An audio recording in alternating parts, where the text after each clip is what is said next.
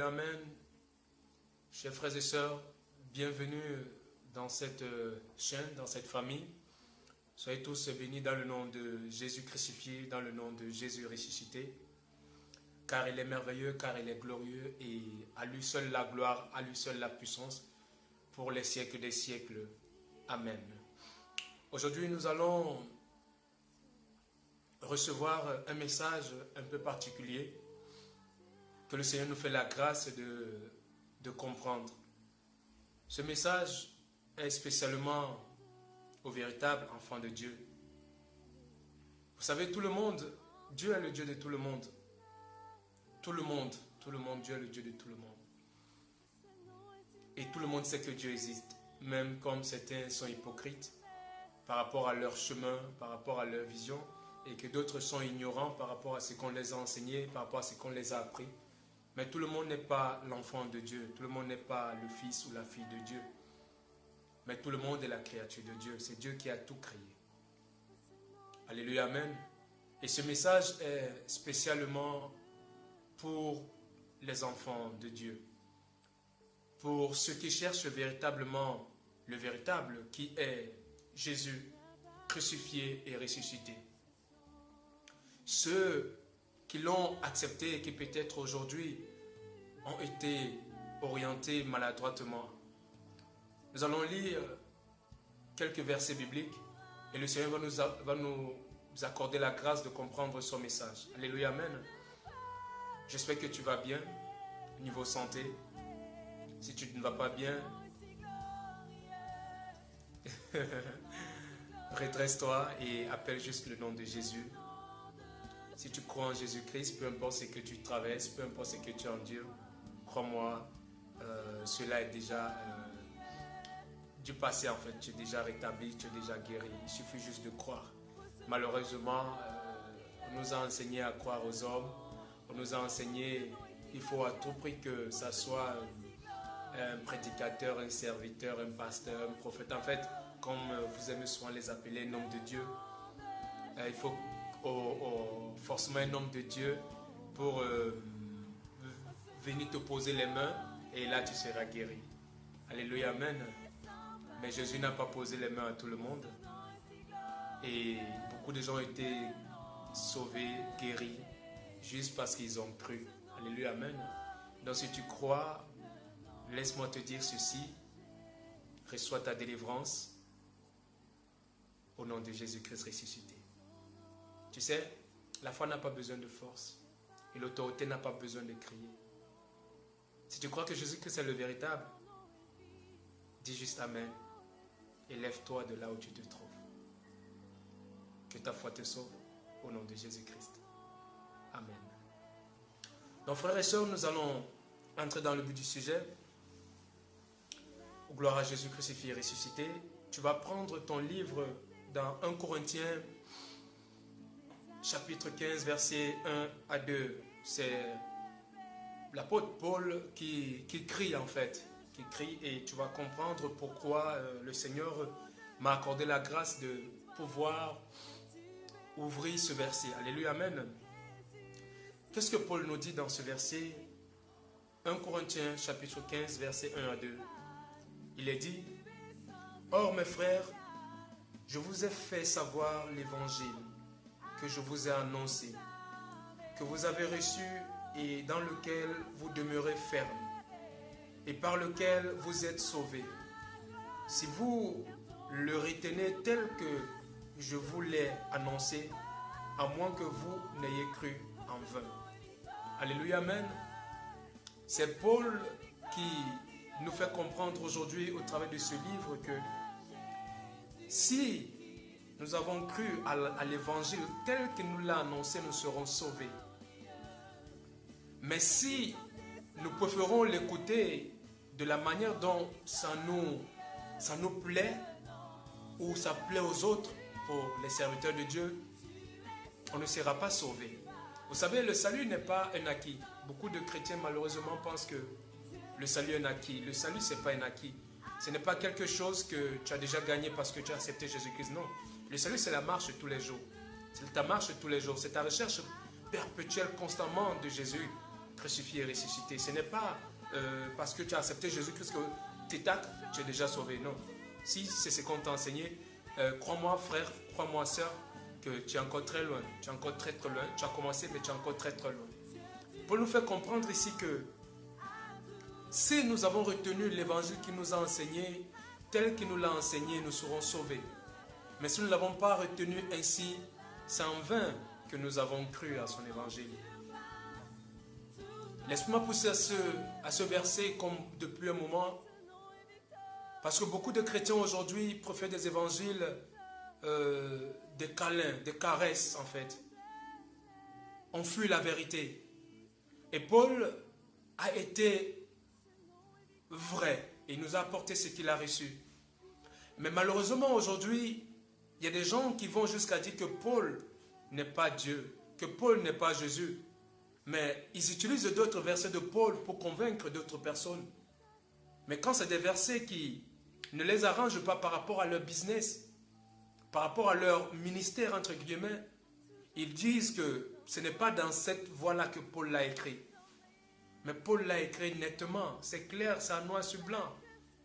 Si quelqu'un qui te fait écouter l'Ancien Testament te demande d'obéir à la loi juive, à la loi de la Torah, à la loi il y a plus de 2000 ans, et qui ne te dit pas que c'était à une autre époque, mais qui te parle de Paul, qui est dans, on va dire, dans l'ère 2000, parce que Jésus, on a commencé à compter à l'ère de... pendant la naissance de Jésus. Alléluia, amen. D'après ce qu'on nous a dit, ce n'est pas notre sujet aujourd'hui, restons dans ce cadre-là. Ça veut dire que Paul est à l'ère 2000. On peut dire qu'il est dans notre ère. Mais si la personne qui t'enseigne te fait comprendre que non, Paul le disait parce que à gauche, à droite, ça a monté, c'est descendu, et que la même personne te dit qu'il faut faire ceci, qui est écrit dans l'Ancien Testament, qui est après l'ère 2000, frère et sœur, réveille-toi. Ce n'est pas un jeu, le salut. Ce n'est pas une histoire de moi ou de quelqu'un d'autre, non. Le salut, c'est une marche personnelle, c'est une recherche constante avec Dieu. Alléluia, amen. Et Paul a beaucoup de choses qu'il a passé le temps à crier. Paul dit dans son évangile qu'une femme ne doit pas prêcher.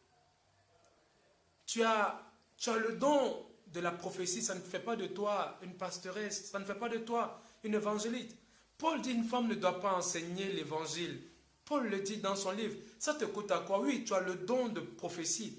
Fais ton ministère de prophétie. Tu as le don d'adoration. Fais ton ministère d'adoration. Tu as le don des prières. Voilà, fais tes prières entre sœurs. Mais Paul dit tu ne dois pas enseigner. Et bizarrement, beaucoup de femmes aujourd'hui conduisent dans cette bêtise. Et excusez-moi de sortir ce mot en ce moment particulier. Parce que c'est vraiment quelque chose qui me fait mal. Qui ne fait pas mal pour moi, mais qui me fait mal parce que beaucoup d'enfants de Dieu se font distraire. Beaucoup d'enfants de Dieu se font tromper si facilement. C'est clair, c'est dans la Bible. Paul dit, une femme ne doit pas enseigner. Une femme ne doit pas être pastoresse. Si elle veut, elle parle comme Jésus en personne. Si elle veut, elle parle même plus que Jésus. Elle n'a pas le mandat d'enseigner. Elle n'a pas le mandat de prendre l'autorité sur un homme. C'est écrit, c'est biblique et c'est dans notre ère. C'est dans la nouvelle alliance, l'alliance de Jésus crucifié et ressuscité. Ce n'est pas dans l'ancienne alliance, c'est dans la nouvelle alliance. Ces mêmes personnes vous font obéir des choses de l'ancienne alliance, mais des choses de nouvelle alliance, ils veulent vous dire que non, c'était écrit parce qu'au temps là, c'était manipulé, c'était chachachiché. C'est des bêtises, frère. C'est des conneries. Reviens à la vérité. Je ne sais pas si il faut que tu fasses le choix. Ou tu crois aux hommes, ou tu crois à la Bible. Alléluia, amen. Ou tu crois à l'évangile, ou tu crois à ton pasteur, tu crois à ce qu'on te raconte. Alléluia, amen. Paul dit que quand un homme vient devant Dieu, il ne doit pas se couvrir la tête. Mais les enfants de Dieu vont continuer à aller prier avec des soi-disant serviteurs de Dieu qui se couvrent la tête avec des chapeaux, avec des trucs bizarres. Mais c'est écrit dans le Nouveau Testament qu'un homme ne doit pas se couvrir la tête quand il vient à la rencontre de Dieu. Mais comment se fait-il que toi qui es enfant de Dieu, tu acceptes une présence de quelqu'un qui dit qu'il sert Dieu mais qui se couvre la tête? Ne comprends-tu pas qu'il ne sert pas le Dieu que tu cherches? Ne comprends-tu pas qu'il ne cherche et qu'il ne sert pas ton Père? Ne comprends-tu pas qu'il ne sert pas le Seigneur Jésus crucifié et ressuscité? Qu'est-ce qu'il faut que vous compreniez? Qu'est-ce qu'il faut que... Vous voulez que c'est Dieu qui parle depuis le ciel pour que vous vous repentissiez, pour que vous sortez de ces milieux-là, pour que vous reveniez à la vérité? Vous voulez que c'est Jésus? Même si Jésus apparaissait maintenant, vous n'allez même pas croire. Et quand Jésus reviendra, beaucoup ne croiront même pas. C'est quand il repartira que beaucoup regretteront. Quand la trompette sonnera, beaucoup riront. Comme j'ai reçu le message il y a quelques jours que j'ai partagé avec certains frères et sœurs, où je recevais enfin, son arrivée est très imminente. Amen. Dans la révélation que je recevais, il est déjà presque là. Il est déjà presque là. Alléluia, amen.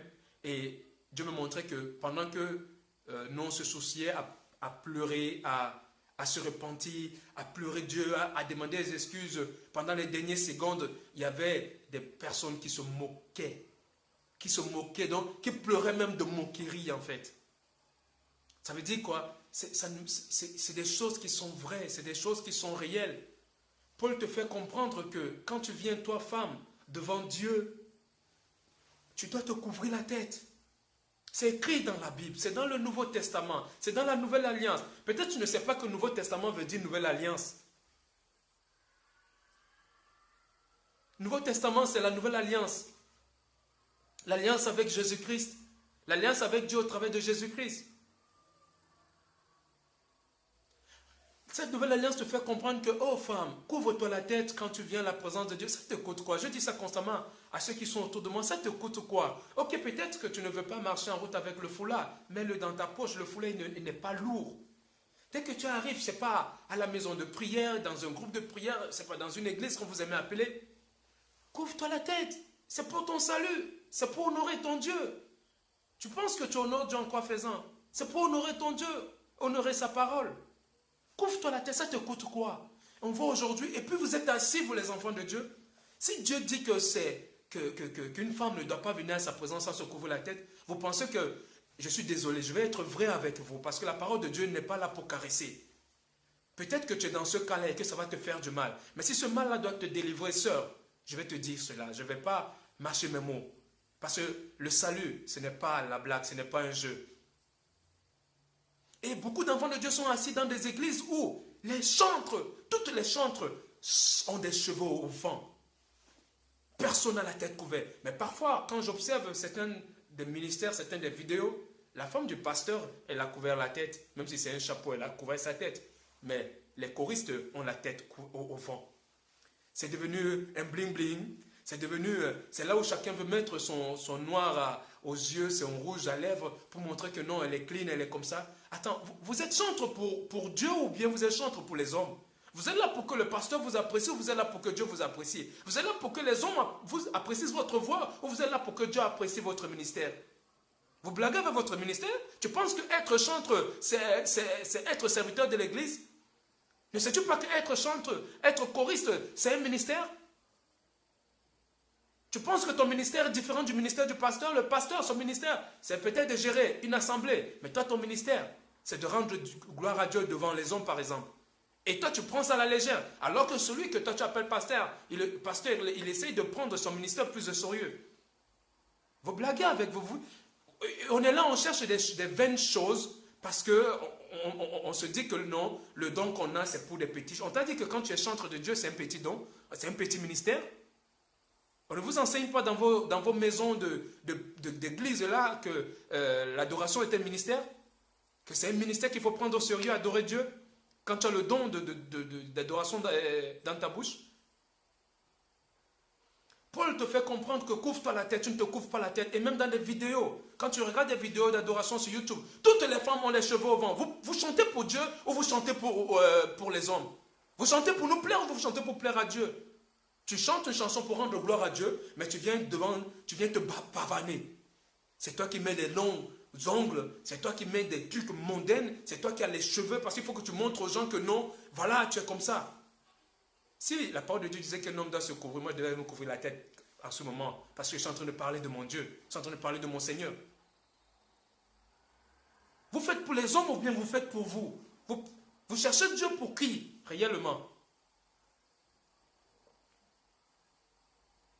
Et Paul dit dans ce verset que si vous n'écoutez pas, si nous n'écoutons pas, si nous ne recevons pas l'évangile qui nous a annoncé tel qu'il l'a annoncé, nous ne serons pas sauvés. Malheureusement, c'était pas ça. Malheureusement, c'était pas ça là où je devais partir. Malheureusement, beaucoup d'entre nous préfèrent là où on les fait les câlins. Là où on te dit non, c'est le cœur que Dieu veut. Oui, Dieu voit le cœur, c'est vrai. Mais si Dieu ne voyait que le cœur là, laisse-moi te dire, ma soeur, mon frère, que tout le monde serait au paradis.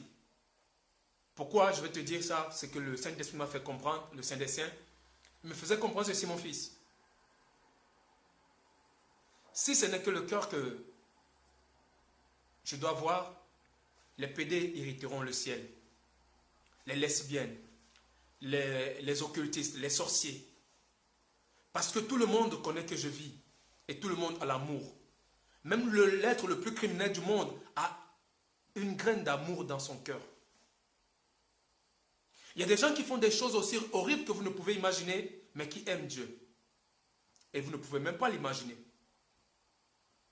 Donc, vous pensez que les pédés n'ont pas de cœur? Il y a la Bible pour les pédés, est-ce que vous le saviez? Il y a la Bible exclusivement pour les pédés qui est sortie. Vous pensez que les pédés n'aiment pas Dieu, n'aiment pas Jésus, ne croient pas en Jésus? Donc, si tu restes focalisé que non, voilà, c'est juste le cœur que Dieu veut voir, donc je peux venir comme je veux. Non, tu te trompes, tu es très loin de la vérité. Parce que le salut, ce n'est pas un acquis. Le salut, c'est pour les violents. On force le salut. On force le salut. Peut-être on ne te l'a pas enseigné. Peut-être on te dit que le simple fait de venir à l'église, c'est tu as gagné ton salut. Le simple fait de donner ta dîme, tu as gagné ton salut. Le simple fait d'être serviteur de Dieu dans une église, tu as gagné ton salut. Peut-être c'est ce qu'on te dit. Mais crois-moi, tu es très loin. Je ne te condamne pas. Ce n'est pas mon but aujourd'hui parce que c'est ce que le diable fait souvent au travers de la chair. Quand tu commences à dire à quelqu'un des vérités, le diable retourne ça sur son visage et il prend cela comme si tu le condamnais, comme si tu le jugeais. Non, je suis là pour t'exhorter. Je suis là pour te ramener à la raison. Je suis là pour te ramener à la vérité. Je ne suis pas là pour te condamner. Je n'ai ni le pouvoir, ni le mandat, ni l'autorisation et ni l'envie de te condamner. Si je te condamnais, je ne serais pas en train de te parler sur ce ton-là. Mais si tu m'observes bien, tu vas voir que j'ai de la tristesse dans mon cœur. J'ai des larmes dans mon cœur en ce moment. Ce n'est pas que je te condamne, ce n'est pas que je t'accuse, ce n'est pas que je te juge. Mais c'est parce que j'ai mal. J'ai mal de voir là où on est en train de t'amener. J'ai mal de voir que tu penses que tu es dans la vérité alors qu'on t'amène dans le désordre, en enfer. Je ne te dis pas que je suis parfait. Je ne viens pas ici te montrer que moi je suis parfait. Je suis là parce que on m'a demandé de t'exhorter. Et c'est le Père, c'est le Seigneur qui m'envoie. Alléluia, amen. Nous allons continuer dans Apocalypse. Nous allons prendre Apocalypse 22, verset 10 à 12. Apocalypse 22, chapitre 10 à 12. Qu'est-ce qu'il est dit? Jean dit ceci. Il me dit aussi, ne scelle pas la parole de la prophétie de ce livre, car le temps est proche. Que celui qui est injuste soit encore injuste, et que celui qui est souillé se souille encore, et que celui qui est juste participe encore, soit encore juste, et que celui qui est saint se sanctifie encore. C'est un cri d'alarme. Un cri d'alarme, pourquoi? Parce que sa venue est imminente. Jésus est déjà là. Sa venue est imminente. Ici, là, je fais comprendre à Paul, à Jean, que celui qui est souillé soit encore davantage souillé. Et que celui qui est saint se sanctifie encore davantage. Tu vois, il y a des gens qui pensent que parce qu'ils sont dans une église, ils sont sauvés. Ça veut dire ils sont un pied Jésus, un pied église, un pied monde. Ici, il n'y aura pas de demi-mesure. Le salut ne viendra pas pour dire que bon, il m'aimait comme non. Ou tu aimes Jésus, ou tu aimes ton église, ou tu aimes Jésus, ou tu aimes le monde. Alléluia, amen. Il faut faire le choix maintenant. Et l'évangile que je suis en train de lire te fait comprendre que si tu aimes le monde, laisse Jésus. Aime totalement le monde comme beaucoup de gens. On dit, eux, ils ne veulent pas Jésus, ils ne croient pas en Jésus, ils ne veulent même pas entendre de lui. Eux, ils aiment le monde, ils font comme ils veulent. Il n'y a pas de problème pour eux. Mais si toi tu dis que tu cherches Jésus, tu veux marcher avec Jésus, je t'assure, commence à chercher. demande à Dieu de t'aider, de te délivrer de ce monde-là. Soit tu aimes Jésus totalement, soit tu